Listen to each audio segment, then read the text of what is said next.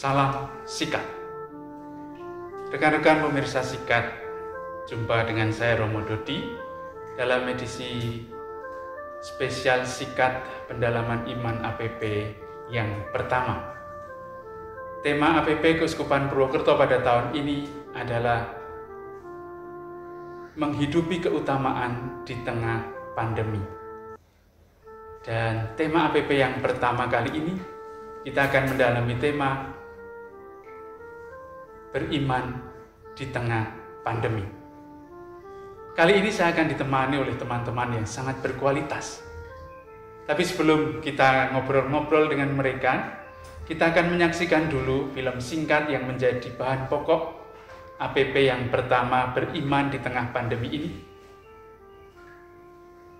Dengan judul Doa Sebatang Es Krim. Kita saksikan dulu filmnya, Doa Sebatang Es Krim. Selamat menyaksikan.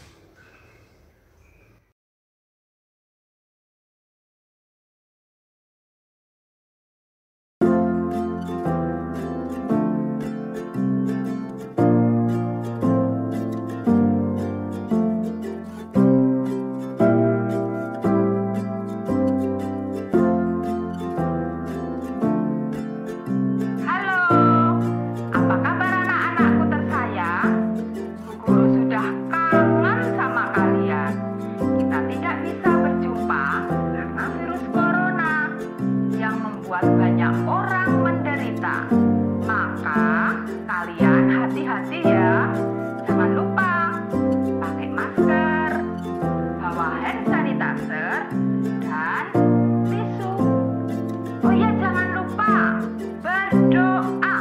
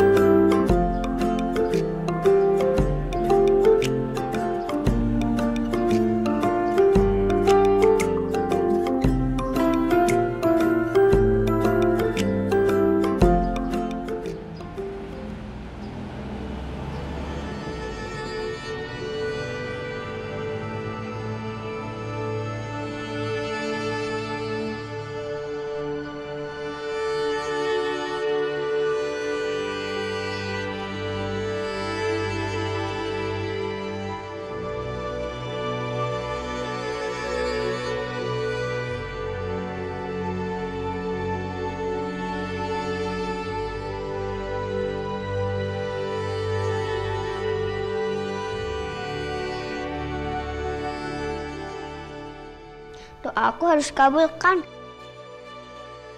Sebab di mana 2 atau 3 orang berkumpul dalam namaku, di situ aku ada di tengah-tengah mereka.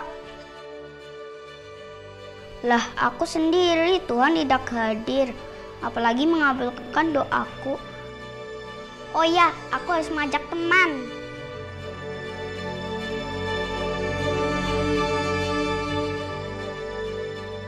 Gisel, Grace, ayo kita berdoa. Gak mau, barusan main game. Ayo lagi, Grace. Mau, tapi dibelikan es krim. Gak punya uang ah. Ya sudah. Uangku cuma segini. Ya sudah. Ya sudah, aku belikan. Asik. Salam Maria, penuh rahmat Tuhan sertamu, terpujilah engkau di antara wanita, dan terpujilah buah tubuhmu Yesus. Santa Maria, Bunda Allah, doakanlah kami yang berdosa ini, sekarang dan waktu kami mati. Amin. Salam Maria, penuh rahmat Tuhan sertamu, terpujilah engkau di antara wanita, dan terpujilah buah tubuhmu Yesus. Santa Maria, Bunda Allah, doakanlah kami yang berdosa ini, sekarang dan waktu kami mati. Amin. Salam Maria, penuh rahmat Tuhan sertamu, terpujilah engkau di antara wanita, dan terpujilah buah tubuhmu Yesus. Santa Maria,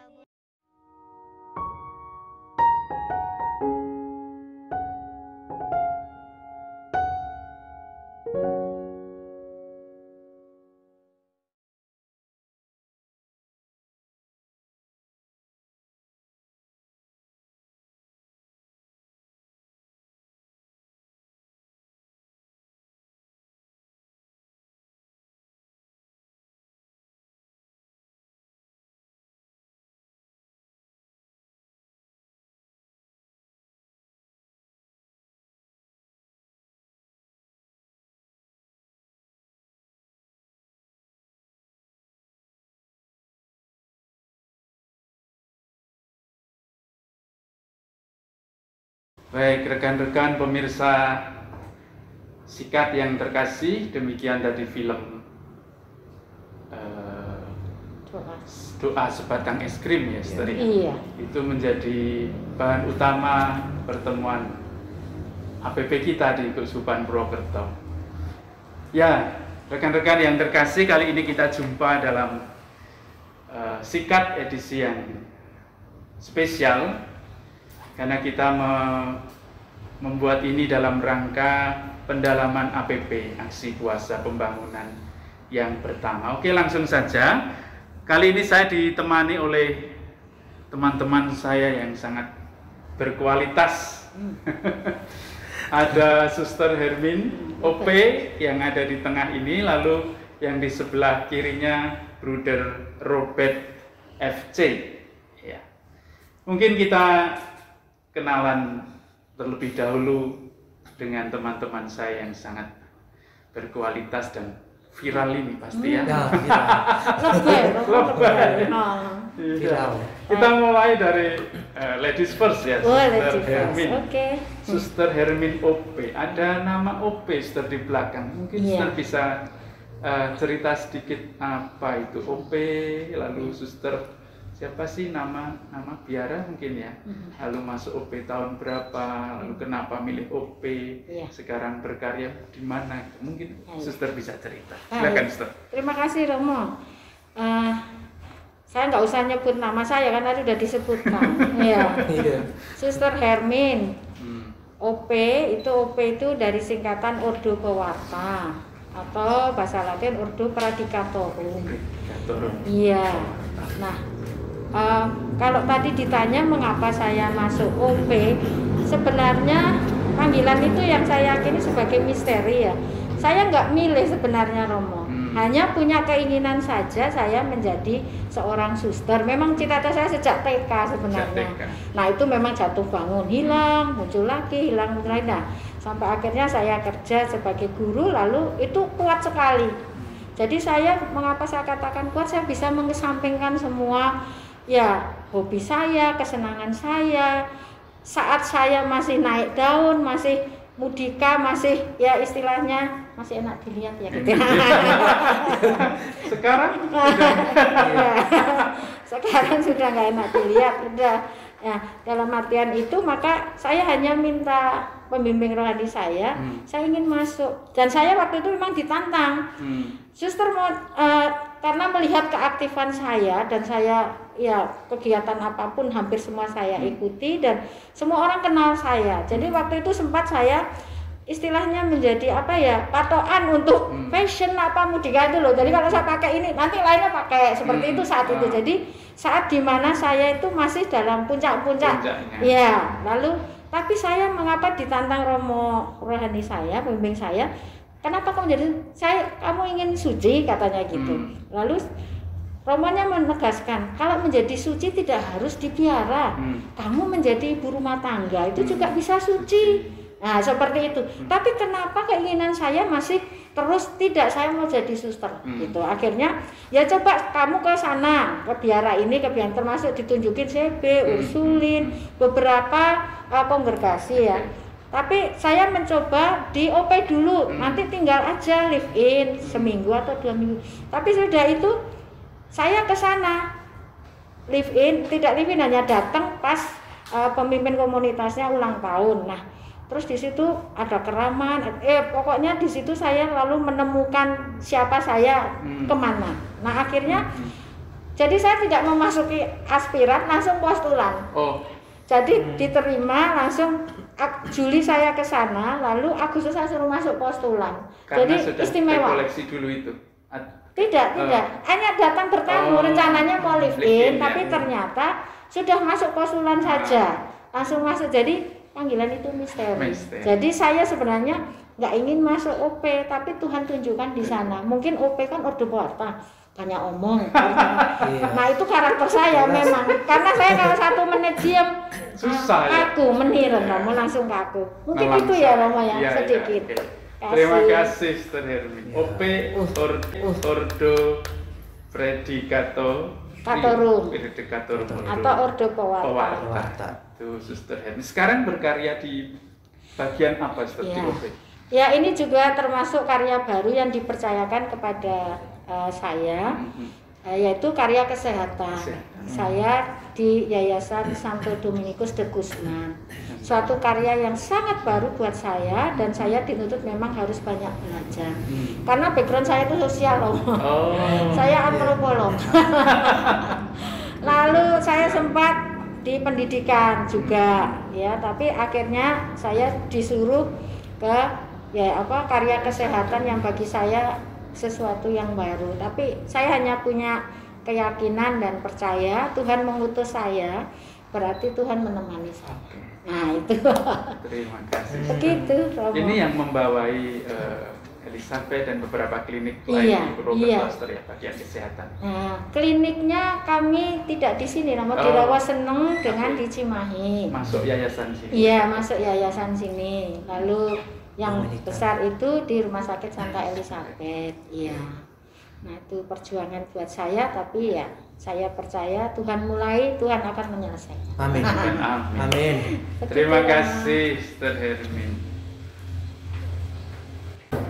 Bude Robert of FC. FC ya. FC itu kan klub-klub itu juga FC ya. FC, Liverpool ya. FC, Football Club. Manchester United FC, Football Club. Tapi pasti bukan. Apa Buder ya? Buder Robert FC. Apa itu FC? Mungkin Buder bisa cerita sedikit. Ya. Lalu kenapa Buder masuk di komunitas FC? Oke. Silakan Buder. Saya Bruder Robert FC ya. FC itu artinya Fratrum Caritatis. Fratrum Caritatis itu dari bahasa Latin ya, Fratrum Caritatis. Itu artinya saudara-saudara cinta kasih. Kalau dalam bahasa Inggrisnya itu Brothers of Charity. Brothers of Charity. BOC, Brothers of Charity. Nah, itu kami FC itu karena memang karya-karya kami itu adalah karya-karya cinta kasih. Ya. Karya-karya cinta kasih ya boleh dibilang itu artinya karya-karya sosial. Nah, karena kita Bruder Caritas itu lebih banyak boleh dikatakan bahwa karya kita itu karya yang aneh-aneh ya kamu ya. Aneh-aneh karena kita kan kita merawat orang yang sakit jiwa ya, orang yang sakit jiwa, orang yang bisu, tuli, tunarungu dan juga orang yang cacat mental ya. Kita punya sekolahnya ada SLBB, ada LCBC ya, cacat mental, dan juga untuk panti jompo juga. Nah, jadi FC itu artinya saudara-saudara cinta kasih yang kami melayani semua orang di Indonesia ini, khususnya ya di Indonesia ini, seluruh Indonesia. Kami punya karya-karya besar yang ada di 5 tempat ya. Di Jawa Tengah ini ada 5 dan Flores 1. Oh, di Flores 1. Kami punya komunitas dan kami punya karya besar. Dan di Flores itu karya yang terbaru kami itu adalah karya merawat orang-orang yang sakit jiwa. Nah, itu di Flores yang baru dibuka. Nah, itu nama kami itu di belakangnya FC. Itu Fratrum Caritatis ya. Bukan Football Club pasti. Bukan ya. Bukan fried chicken juga ya, FC ya. Tapi Fratrum Caritatis atau Brother of Charity. Brothers of Charity. Charity ya. itu kasih ya. Maka karena kasih mungkin karya-karya spesialnya ke teman-teman orang-orang yang membutuhkan khusus ya. Kami membuat mereka menjadi manusia. Kami menerima mereka menjadi manusia karena orang-orang seperti itu dalam masyarakat itu kan tidak semua orang menerima ya. Jadi tapi kami Bruder Caritas kami menerima mereka, membuat mereka menjadi manusia yang sama seperti orang lain. Ditemani lalu disiapkan untuk bisa berrelasi mungkin sedikit dengan itu kami ya untuk yang orang-orang sakit jiwa kami punya terapi-terapi khusus. Tapi mereka mungkin sembuh totalnya tidak ya. Tapi mereka masih bisa berkomunikasi ya. Jadi mereka berkomunikasi dan juga masih mereka bisa melaksanakan kerja seperti biasa. Ya. Baik, Buder Charity kasih ya. Charity. Tunarungu ya Buder yang di Wonosobo pasti. Di Wonosobo itu ya. Wonosobo kemudian sakit jiwa di Purworejo. Terus di Kemudian Projo juga ada narkoba ya. mungkin benar ya di Yogyakarta. Di Yogyakarta itu narkoba. Pelayanan Iya. khusus narkoba. Itu anak-anak muda yang terkena narkoba itu banyak sekali di Jogja kami. didampingi, ya. Nah, di apa panti Panti rehabilitasi kami. rehabilitasi ya. Ya. Lalu termasuk juga pendidikan umum seperti di Iya. Purwokerto ini dan Sekolah juga ada dari TK sampai SMA. SMP. Baik, terima kasih Bruder Robert. Nah, juga Suster Hermin, kita berkenalan sedikit tentang latar belakang Suster dan Bruder sebagai biarawan-biarawati, Suster sebagai anggota dari Ordo Predicatorum, Ya. Ordo Pewarta, Bruder sendiri juga sebagai anggota dari Ordo Fratrum Caritatis. Dua-duanya ada di Purwokerto, ya. Dua-duanya ada di di Purwokerto. Oke, kita berkenalan singkat tadi, semoga memberi inspirasi lebih-lebih bagi teman-teman muda pemirsa Sikat ya. Kita langsung masuk saja ke bagian yang inti, mungkin di bagian pendalaman APB ini. Keuskupan Purwokerto ini sangat khas masih mengangkat tema soal pandemi, Suster dan Bruder ya. Yeah. Pandemi, bahkan tema umumnya itu disampaikan mendalami keutamaan Kristiani di tengah pandemi. Jadi kata pandemi masih sangat dipakai, dan kita diajak untuk merenungkan situasi yang mungkin sudah setahun lebih, hampir setahun, tidak pasti ya. Dan di pendalaman tema yang pertama itu kita mendalami tema menumbuhkan iman di tengah pandemi. Lagi-lagi kata pandemi dimunculkan dalam subtema. Dan kita sudah melihat pengantarnya tadi di bagian awal, kita dibantu dengan film doa sebatang es krim. Mungkin ada 1-2 hal dulu dari Suster, Bruder, kesan singkat apa sih yang menurut Bruder dulu mungkin ya, yang menarik dari doa sebatang es krim. Silahkan Bruder. Ya, terima kasih. Setelah saya melihat film singkat itu tentang doa sebatang es krim itu, nah di sana sangat luar biasa sekali ya untuk seorang anak kecil seperti itu, dan dia sangat menghayati hidup doa ya. Nah, sangat menghayati hidup doa artinya bahwa dia juga merasa bahwa ada ayat-ayat Injil yang dia ambil, yaitu di mana 1 atau 2 orang berkumpul, di sana Tuhan hadir. Nah, setelah itu dia berpikir bahwa dia berdoa sendiri juga bisa, cuman dia harus mengajak teman-temannya untuk berdoa bersama. Tapi itu di balik semua itu ada imbalan seperti itu ya, ada imbalan seperti itu. Jadi ya ada doa, ada imbalan. Ada juga doa yang ada ketulusan sendiri ya. Ya, jadi itu ada suatu apa ya, itu manusiawi sekali ya dalam hidup kita ya. Doa seperti itu dialami oleh sebagian orang, itu ada imbalan dulu baru ikut doa, terus ada yang memang tulus benar-benar. Jadi anak ini memang dia ingin mengajak untuk berdoa bersama, dan juga dia mengajak temannya supaya bisa bersama-sama untuk mengangkat doa kepada Tuhan dengan tulus ya. Tapi di balik itu semua itu ya ada sesuatu ya. Nah, tapi yang jelas bahwa intinya bahwa anak ini luar biasa sekali, dia ya sangat menghayati. Nah, hidup doa. Terima kasih. Terima kasih Bruder. Ada anak yang menghayati doa secara sungguh-sungguh, tetapi ada yang pengen imbalan. Ya. Suster, mungkin ada sesuatu yang mau disampaikan dulu singkat soal film, mungkin apa adegan yang menarik atau nilai makna. Suster Hermin, silakan. Saya jadi teringat pengalaman saya dalam kehidupan yang nyata ya. Dari film itu ada 2 bisa dikatakan 2 tipe orang punya kebiasaan doa. Orang mau berdoa ada 2 tujuan ya. Yang pertama memang karena imannya dan keyakinannya. Ada suatu harapan yang dicapai yang nanti dia akan peroleh. Tapi yang satunya mau berdoa melaksanakan imannya kalau dia memperoleh sesuatu. Dia mau meninggalkan itu. Jadi saya itu teringat dalam kehidupan nyata, kadang-kadang orang ke gereja rajin itu berapa kasus saya temui, orang ke gereja rajin karena punya status jadi ketua lingkungan, jadi prodiakon, jadi pemimpin panitia, Tapi nanti suatu kali mungkin tidak diberikan imbalan, tentu bukan seperti anak kecil ya, dalam tanda kutip es krim atau materi, tapi mungkin jabatan, status atau apa, lalu dia nggak mau ke gereja. Ini pengalaman saya di banyak tempat di mana perutusan saya itu, dan itu orang dewasa sebenarnya. Nah ini sebenarnya tantangan, tapi memang ada orang yang memang berdoa itu sungguh-sungguh, ini suatu kebutuhan untuk memenuhi santapan rohani saya. Jadi doa itu menjadi suatu kebutuhan, bukan kewajiban. Maka dalam situasi apapun dia pasti melaksanakan doa itu, karena seperti ya kalau jasmani butuh makan dan minum. Kalau ini secara rohani saya butuh mendekatkan diri dengan Tuhan ya. Tentu mungkin ini beda ya, tentu ada yang mempengaruhi, entah lingkungannya, entah ajaran, entah apapun juga. Tetapi saya menemukan dua nilai itu, dan saya teringat akan pengalaman hidup saya sehari-hari dalam dunia nyata. Di setiap paroki, di keuskupan itu saya temukan tipe orang beriman seperti ini. Jadi yang sungguh-sungguh beriman, tapi ada yang sungguh-sungguh karena keinginan untuk popularitas, untuk itu. Jadi kalau nggak dapat itu, dia nggak gereja lagi. Nah itu Romo, mungkin singkatnya saya.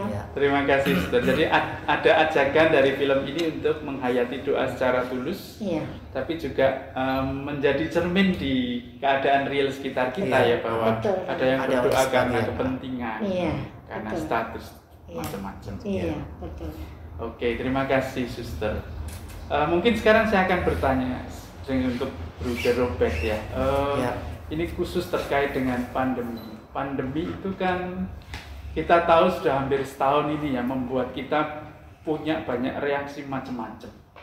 Ada yang reaksinya ya menjadi sangat dinamis dan altruis ya, tahu bahwa ya ini tidak hanya untuk keselamatan saya sendiri, tetapi butuh untuk berbagi juga dengan lain yang apalagi yang sangat terimbas kena akibat dari pandemi ini, seperti ekonomi, tukang becak dan macam-macam. Tetapi juga kita tahu pandemi ini karena situasi nggak menentu juga membuat orang cukup egois juga. Jadi ya takut pergi kemana-mana, tapi dengan kepentingan juga karena hanya untuk keselamatannya diri sendiri. Jadi memang situasi yang tidak menentu ini sebenarnya menjadi apa ya, momen untuk melihat reaksi orang yang cukup asli ya. Ada yang tetap tinggal sebagai orang yang egois, tetapi ada yang altruis, dan di film juga tadi ditampakkan ya. Ada yang sangat egois karena hanya pengen es krim untuk kepentingannya sendiri, tapi ada yang sungguh-sungguh mau berdoa, mungkin mendoakan orang lain juga, mendoakan tidak hanya untuk kepentingan diri sendiri. Mungkin Buder punya apa? Satu dua hal yang bisa disampaikan, refleksi terkait pandemi yang sudah hampir melanda kita hampir satu tahun, hampir 1 tahun. Ada sesuatu mungkin Buder silakan. Baik Romo, Suster. Masa pandemi ini bukan yang dialami oleh Indonesia saja ya, mungkin seluruh dunia ya mengalami masa ini, dan cukup lama juga ya kami mengalami ini ya, kondisi seperti ini, dan kondisi ini sangat memprihatinkan sekali karena memang efeknya itu ke semua orang, tidak memilih siapa dia, tingkat kedudukannya apa, tapi semua orang merasakan seperti ini. Nah, di masa pandemi seperti ini, pengalaman saya itu saya melihat ada dua sisi ya, banyak sekali ya. Misalnya kita dalam masa pandemi kita mengalami banyak kesulitan. Kita lihat banyak orang-orang susah ya, PHK di mana-mana semua ya. Jadi kita juga ikut prihatin juga ya. Di sekolah-sekolah kita seperti itu, orang tua juga ada yang mengalami seperti itu. Jadi sangat prihatin sekali, dan yang membuat saya tertarik itu, saya pernah melihat banyak sekali ya entah di YouTube atau di mana, di masyarakat juga ada, lingkungan kita juga ada. Itu ada semakin banyak orang yang ingin berbagi gitu ya. Dalam keadaan seperti ini ya, dalam kondisi seperti yang kita alami, kondisi yang sangat menyakitkan, menyedihkan, sengsara, sakit yang kita rasakan, tapi ada semakin banyak orang yang ingin berbagi, membuka hati mereka untuk berbagi kepada orang lain. Nah itu apa di balik semua ini? Nah itu sangat baik sekali ya, Tuhan sendiri yang tahu semua itu. Dan itu sendiri Tuhan sendiri yang rencanakan. Nah, jadi ada yang Romo tadi katakan, ada yang egois sendiri karena dia harus memikirkan sesuatu untuk kelanjutan hidupnya. Ada juga yang memikirkan orang lain juga harus merasakan apa yang dirasakan orang lain. Artinya bahwa berbagi kebahagiaan.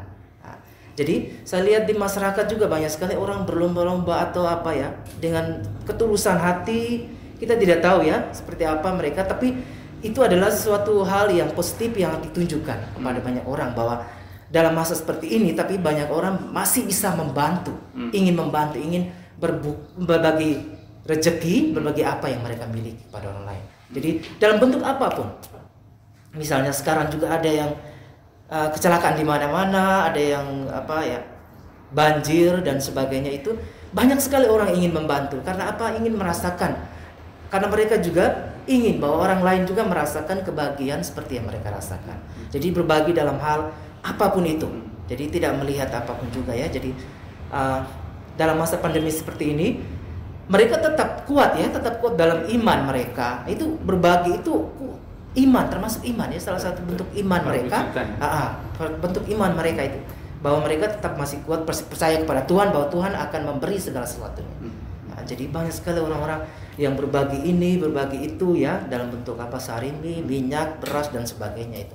Jadi kita melihat di masyarakat memang kompleks sekali ya, kompleksitas. Ada yang sangat egois sekali, dia hanya ingin ingin menyelamatkan dirinya sendiri dan juga keluarganya gitu. Jadi di lain sisi juga banyak yang juga membantu. Itu luar biasa sekali untuk saya sendiri ya, pribadi.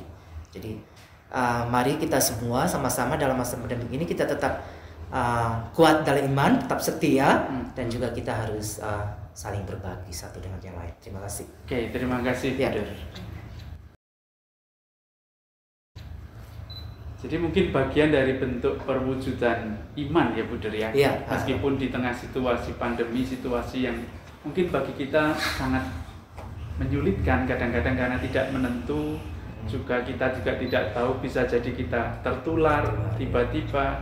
Tapi bukan berarti kita berhenti ya Buder ya. Tapi tetap jalan melakukan sesuatu, bahkan peka terhadap apa yang menjadi kebutuhan orang lain. Persis seperti yang ditampakkan dalam film tadi, ada seorang anak yang sungguh-sungguh tulus, tetap bergerak, tetap melakukan suatu kebaikan dengan mengajak teman-temannya berdoa dengan sungguh-sungguh. Jadi tidak berhenti. Baik, terima kasih Buder. Untuk suster mungkin sekarang ya. Saya sangat sulit ya. Pertanyaan ini sangat mudah. Berbagi ya suster ya. Ya. Kalau Buder tadi sudah sedikit soal pandemi, saya ingin tanya pada suster lebih ke soal doa ya, doa. Film tadi kan memberi inspirasi kepada kita, ada orang yang doa secara sungguh-sungguh, seperti suster tadi juga sudah cerita sedikit, ada yang doa karena kepentingan, karena imbalan, dan itu terjadi di sekitar kita, di paroki, di mana kita tugas, macam-macam. Yang ingin saya tanyakan, mungkin bagi suster apa sih doa? Penghayatan suster sendiri selama ini yang mungkin boleh kita dengarkan bersama. Silakan. Baik Romo. Nah, doa bagi saya memang ada dasinya ya rasanya. Kalau saya lihat ya, kalau dulu masih muda itu ya karena tugas, karena kewajiban seperti itu. Tapi kalau sekarang sudah mengarah kepada karena kebutuhan dan saya cinta pada Tuhan. Doa itu mengapa saya usaha untuk sering berrelasi dengan Tuhan, karena saya ingin ketemu dengan orang yang saya cintai. Jadi saya ingin terus bersama dia, soalnya begitu. Jadi seperti saya perayaan Ekaristi atau apa, jadi selesai OVC saya cepet-cepet karena saya rindu, saya ingin ketemu gitu ya. Jadi doa bagi saya sekarang adalah kebutuhan saya untuk memberi kepenuhan secara rohani saya ya. Lalu doa itu bagi saya bukan permohonan. Doa bagi saya adalah ungkapan syukur saya karena saya dicintai. Intinya itu. Tuhan begitu mencintai saya habis-habisan seolah-olah begitu. Dan saya sadar sebenarnya saya itu tidak layak dicintai. Itu yang membuat saya harus membangun relasi terus-menerus. Dengan berdoa saya menyadari kemahakuasaan Allah dengan pengalaman-pengalaman masa lalu. Begitu terlibatnya Allah terhadap kehidupan saya. Jadi saya bisa katakan bahwa Tuhan itu selalu ada saat saya membutuhkan gitu, dan tidak saya minta sebenarnya. Jadi banyak pengalaman dalam kehidupan saya menunjukkan bahwa Tuhan itu selalu ada di samping saya. Maka ini juga menjadi istilahnya rambu buat saya. Jadi kalau saya melakukan hal-hal yang tidak baik atau tidak sesuai kehendaknya, saya lihat ini di sebelah saya ini Tuhan ada di sini gitu ya. Lalu saya teringat juga ini yang memperdalam saya juga bahwa Tuhan itu ada dan melihat saya. Waktu saya TK itu ada sekolah minggu ya untuk anak-anak. Kenapa itu salah satu materi pelajaran diberikan pendamping saya sekolah minggu yang sangat berkesan. Jadi waktu itu pendamping saya itu gambar mata besar gitu. Terus saya tanya, Mbak itu Ibu itu mata apa? Ini matanya Tuhan. Tuhan tuh selalu melihat kita dimanapun, kapanpun dan itu seperti itu. Jadi itu yang selalu menjadi rambu saya gitu. Oh Tuhan tuh lihat saya gitu. Kalau saya melakukan yang tidak baik Tuhan lihat. Tapi demikian juga kalau saya melakukan yang baik Tuhan juga lihat. Gitu. Nah hal semacam itu menguatkan saya bagaimana Tuhan itu begitu mencintai saya. Jadi doa bagi saya itu bukan permohonan atau banyak permohonan atau permintaan atau wujud apapun, ya itu sekali-sekali iya. Tetapi lebih sekarang adalah doa sebagai usaha saya untuk menjalin relasi yang erat dengan Tuhan. Karena dengan relasi yang erat itu saya memperoleh kedamaian dan ketenangan. Saya bisa menghadapi masalah yang saya hadapi, saya terima, pengalaman entah di tempat tugas atau di komunitas atau di masyarakat atau dimanapun, saya menemukan banyak hal yang tidak menyenangkan, saya bisa tenang. Ya itu tadi saya yakin karena Tuhan ada selalu memberikan apa yang saya butuhkan tanpa saya minta. Jadi intinya memang saya hanya bersyukur dan punya keinginan untuk menjalin relasi lebih erat itu. Itu aja untuk saya saat ini ya. Jadi ya. Doa tidak saat waktu dibutuhkan ya. Tetapi karena suster yakin tahu Tuhan tahu apa yang suster minta. Iya. Gitu. Iya, terima kasih Suster Hermin. Jadi doa sebuah tidak karena membutuhkan gitu ya suster ya, tetapi karena suster yakin karena Tuhan tahu apa yang suster mau ya. Sehingga pada jam berapapun mungkin suster punya devosi-devosi tertentu mungkin iya, saya punya devosi kerahiman Allah. Jadi jam 3 pagi itu saya bangun untuk kerahiman Allah dan saya ya imajinasi saya ikut serta dalam penangkapan Yesus. Nah itu sampai proses itu dan itu membuat saya, ya itu kan di kerahiman kan demi sengsara Yesus yang pedih tunjukkanlah belas kasihan. Jadi saya doa untuk dunia juga.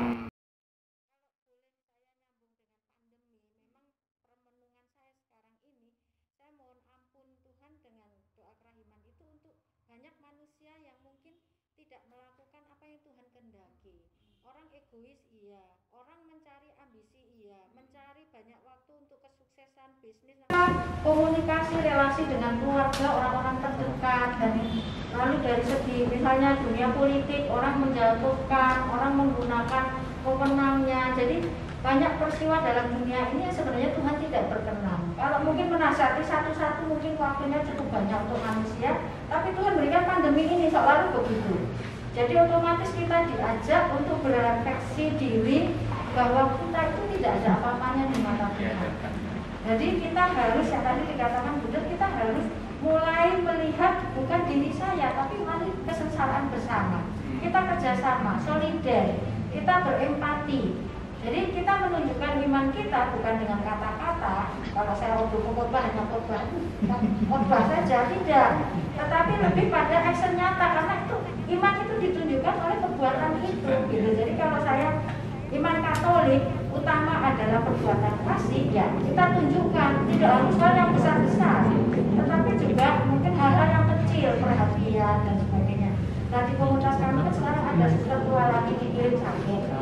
Nah ini menjadi sarana kita untuk juga berbuat kasih, itu memperhatikan, menengok, menyapa, meskipun dia sih kadang nggak connect, dalam arti sudah dengan kita sudah nggak ingat gitu ya, tapi kita perhatian dia senang kayak suster di sini dan sebagainya. Itu hal yang kecil, tapi kita juga kadang-kadang buat nasi bungkus, buat tak becak keliling, ada juga suster kami itu naik motor keliling itu bagi itu konkretnya ya. Tapi hal-hal kecil bisa kita lakukan, terlebih perhatian kita kepada orang-orang dalam keluarga kita, komunitas kita yang selama ini mungkin kita banyak waktu untuk asik dengan dunia kita, pekerjaan kita, mungkin mencari cita-cita kita, mewujudkan cita-cita kita, jadi lupa bahwa hal terpenting adalah saling memperhatikan satu sama lain. Rasanya Tuhan punya pesan itu yang saya refleksikan. Iman tanpa perbuatan adalah mati. Jadi gitu harus aksi ya, suster ya. Ada perwujudannya, dan pasti perwujudan itu kan muncul dari doa kan ya. Iya betul. Jadi saya ingat Romo lo ngirim kelanteng. Itu bentuk kasih Romo buat kami para suster. Nah iya, hanya itu jangan dimasukkan di hati Romo, masukkan di pikiran aja. Promosi nanti kalau bisa mau semua. Hanya udah nih, udah bentuk kasihnya belum kelihatan. Oh iya. Oke, terima kasih Suster Hermin ya. Jadi punya kebiasaan devosi juga Suster Hermin sebagai bagian dari ya karena sudah dicintai dulu, bukan karena butuh sesuatu sama Tuhan lalu rela jam 3 pagi doa, enggak, tapi memang sudah menjadi habitus, sebuah kebiasaan yang karena Tuhan sudah memberi dulu ya, memberikan berlimpah Tuhan, lalu menjadi ungkapan cinta. Oke. Diminum dulu jangan. Oh iya. Lupa. Habis ya udah. Udah habis ini. Maunya jus ya. Jus Belum lagi ya. yang seadanya, tapi nggak ada temennya ya Romo ya. Enggak ada, enggak apa-apa, tapi biar sehat. Iya, betul. Oke. Mungkin ini yang Romo bisa ini saya perbuatan kasih. Oh iya, terima kasih Suster. Sederhana tapi Iya. tepat sasaran.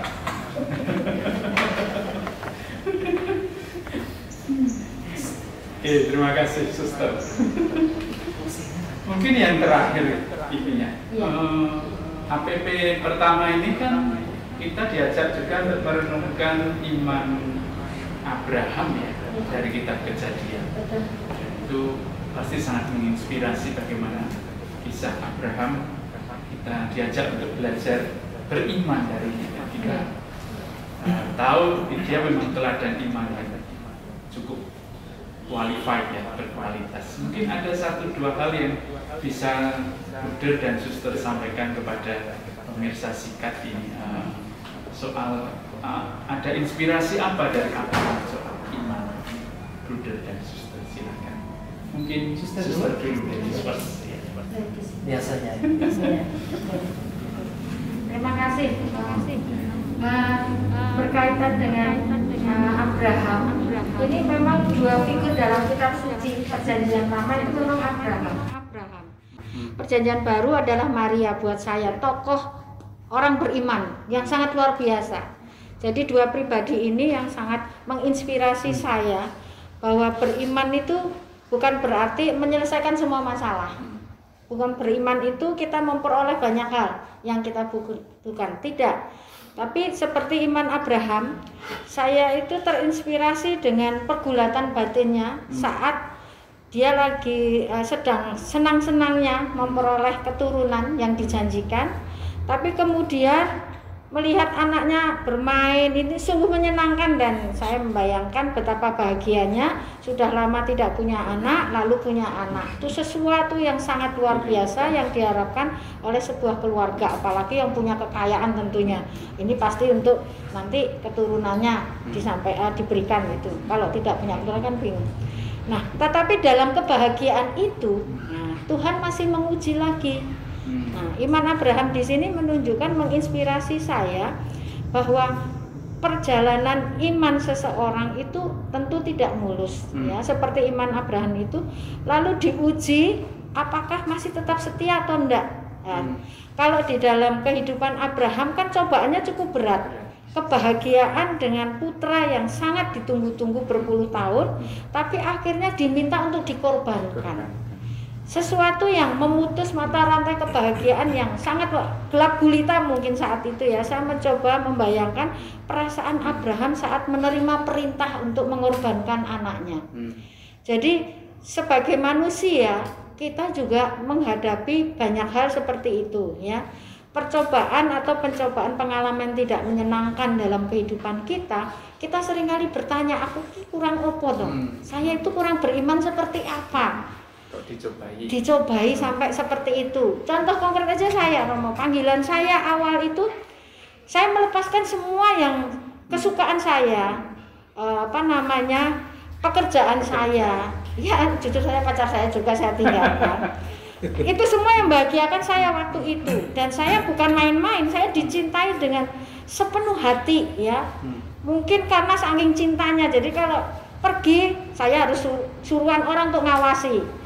Dan itu bagi saya kok sepertinya saya terikat, sehingga panggilan yang dulu pernah ada itu muncul lagi, dan itu begitu kuat, dan saya melepaskan semua itu dengan ringan, meskipun ada tantangan dari Romo pembimbing, kamu tuh suci nggak harus jadi suster, tapi jadi ibu rumah tangga, melayani suami, melayani anakmu, kamu jangan jadi suci, kenapa harus jadi biarawati? Tapi itu tetap tidak mengendurkan atau melemahkan panggilan saya. Akhirnya saya juga, nah pergulatan itu saya senang.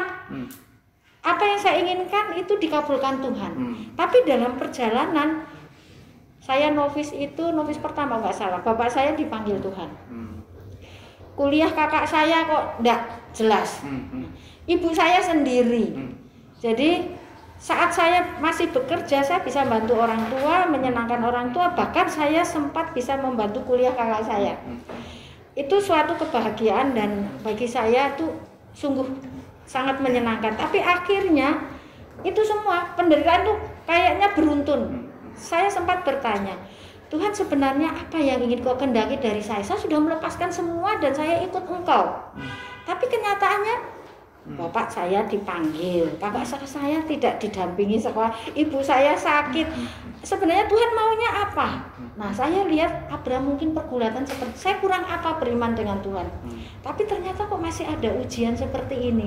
Nah, itu juga pertanyaan saya. Tapi kenyataannya setelah saya melewati semua itu, ternyata betul Tuhan punya rencana hanya menguji saya setia atau enggak. Maka kalimat kata kesetiaan ini saya ambil dari Mother Teresa, begitu luar biasa. Saya dipanggil bukan untuk sukses, tetapi saya dipanggil untuk setia. Nah, itu tokoh figur manusia zaman now, kalau anak istilah sekarang anak zaman now itu Mother Teresa adalah figur orang yang setia. Meskipun kalau lihat sejarahnya dia juga bergulat dengan banyak hal yang tidak kecil ya, sangat menyita pikirannya, pergulatan imannya juga sampai banyak hal. Tetapi Tuhan hadir, kekurangan apapun dia berdoa langsung ada. Nah, sebenarnya itu yang membuat saya juga pribadi Abraham itu menjadi inspirasi saya bahwa ada saatnya Tuhan memberikan indah pada waktunya. Itu Romo. Terima kasih. Indah Sister. semua ya. Baik, Budel Robert FC. Ya. Mungkin ada sesuatu juga yang ingin disampaikan terkait Abraham. Ada inspirasi apa bagi Budel yang menarik yang mungkin boleh kita dengarkan bersama? Silakan Budel. Mungkin tadi Suster sudah sedikit menjelaskan ya tentang Abraham ya, dan kita semua juga sudah tahu bahwa pergulatan iman Abraham itu memang luar biasa sekali ya. Dia ya di samping itu juga dia sangat setia ya, dia sangat setia dalam iman, pengharapan dan kasih kepada Tuhan juga. Nah, untuk saya pribadi sendiri iman Abraham ini memang menginspirasi saya pribadi sendiri ya Romo ya. Mungkin kita semua juga ya, semua umat yang dimanapun berada juga. Nah, saya pribadi sendiri saya merasa bahwa pergulatan iman itu selalu ada terus ya, selalu ada terus, dan kita selalu mengalami terus dalam kehidupan kita sehari-hari ya. Jadi kita tidak, memang kita dituntut untuk tetap setia kepada Tuhan, tapi kan pergulatan-pergulatan dalam hidup itu selalu ada, selalu mewarnai hidup kita. Nah, di situ kita dituntut untuk apakah kita kuat tidak untuk menghadapi semua itu ya, cobaan. Nah, dalam masa sama seperti Abraham juga mengalami masa pencobaan dan pergulatan, sama seperti kita sekarang ini juga mengalami masa pandemik yang sangat panjang dan juga hampir 1 tahun ya ini. Nah, itu kita kondisi seperti ini ya, kita semua dituntut untuk tetap setia kepada iman kita pada Tuhan ya. Jadi bukan ini ya, kita harus tetap tidak kendor iman kita ya, tapi kita gas terus ya. Jadi iman kita tetap pegang teguh, yakin bahwa suatu saat masa kondisi pandemi seperti ini kita akan lewati. Karena memang Allah adalah kasih ya. Jadi kita percaya, yakin dan percaya bahwa Tuhan itu Tuhan itu mencobai manusia itu tidak melebihi batas kemampuan kita sebagai manusia ya. Saya seorang bruder juga ya, sama. Saya sebagai seorang biarawan ini juga ya, tiap hari mengalami pergulatan hidup itu. Pergulatan hidup itu yaitu dituntut untuk tetap setia dalam iman kita ya. Jadi kadang-kadang saya menarik diri sendiri saya untuk ya berdiam diri, untuk berdoa dan sebagainya. Itu salah satu bentuk untuk kita untuk apa ya, tetap menjaga iman kita, menjaga kesetiaan kita kepada Tuhan. Nah, jadi kita dalam masa pandemi seperti ini ya, kita semua diajak untuk tetap kuat, tetap setia, dan juga kita harus solider dengan orang lain juga ya, bentuk iman juga kita kepada Tuhan ya. Jadi untuk saya pribadi, saya bisa belajar dari iman Abraham dalam masa APPS pertama ini, tentang iman Abraham pergulatan hidup itu. Jadi ya mungkin kita semua juga ya tetap berdoa kepada Tuhan bahwa suatu saat Tuhan akan melenyapkan pandemik seperti yang kita alami sekarang. Amin. Amin. Terima kasih Bruder Robert FC yang menghantar kita semua untuk belajar dari Abraham soal yakin dan percaya. Abraham kan juga seperti itu, berjalan dalam situasi yang tidak pasti seperti suster katakan. Sudah senang mendapatkan anak, tapi masih diberi pencobaan lagi, tantangan lagi untuk mengorbankan anaknya, tapi yakin dan percaya, dan suster tadi mengatakan setia, yakin dan percaya.